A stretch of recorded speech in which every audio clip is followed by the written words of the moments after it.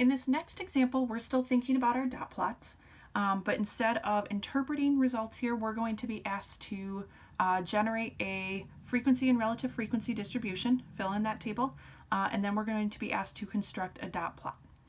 Right? So in this example, the following data represent the number of available cars in a household based on a random sample of 25 households.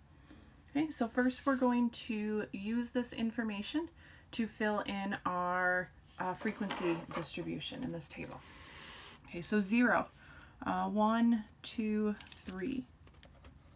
1, 1, 2, 3, 4, 5, 6. 2, 1, 2, 3, 4, 5, 6, 7, 8, 9, 10, 11. 3, 1, 2, 4, 1, 2, 5 shows up exactly once at the end. Okay. Now before we go any further, before we start calculating our relative frequencies, we want to make sure that our total is correct. Right? So we're going to add these up. 3 plus 6 is 9, plus 11 is 20, 22, 24, 25. Right? So we total 25 here. Right? And if we look up at our original data set, I have these kind of grouped into groups of 5 to make it easier to count. Right, so 5, 10, 15, 20, 25, everything matches, so we're good.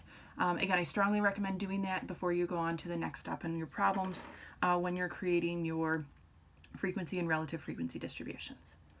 All right, so our relative frequency then, we're going to find by dividing.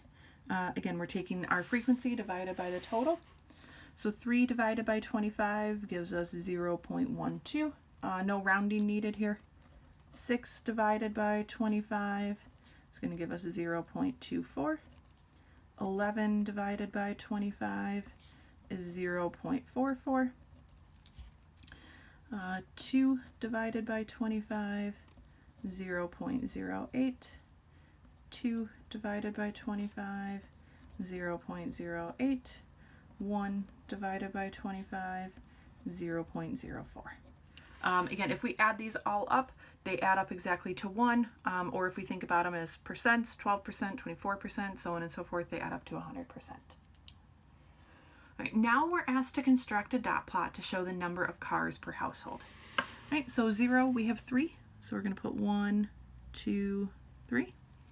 For 1, 1, 2, 3, 4, 5, 6. 2, we've got 11. 1, 2, 3, 4, 5, 6, 7, 8, 9, 10, 11. 2, 1, 2, 2, 1, 2, and 1. Right, so my lines aren't perfectly straight there, but we do see our frequency represented in the height of our different dots in each of these stacks here. All right, so to finish off our discussion of dot plots, the first example we talked about interpreting them. This case we actually constructed it. You're going to be asked to do a combination of different things as we're going through your homework. The advantages of dot plots, they show individual data values, right? Because each of those dots represents an individual data value. It helps investigate the shape of our distribution, so we can kind of see a general shape here. Disadvantages of dot plots, ultimately they're not as common as other graphs. The next type of graph that we're going to talk about is going to be the most common. And another disadvantage, it could be challenging for a data with lots of individual data values. If we had 100 different data values, right, we would have a pretty large dot plot, especially if we had some high frequencies.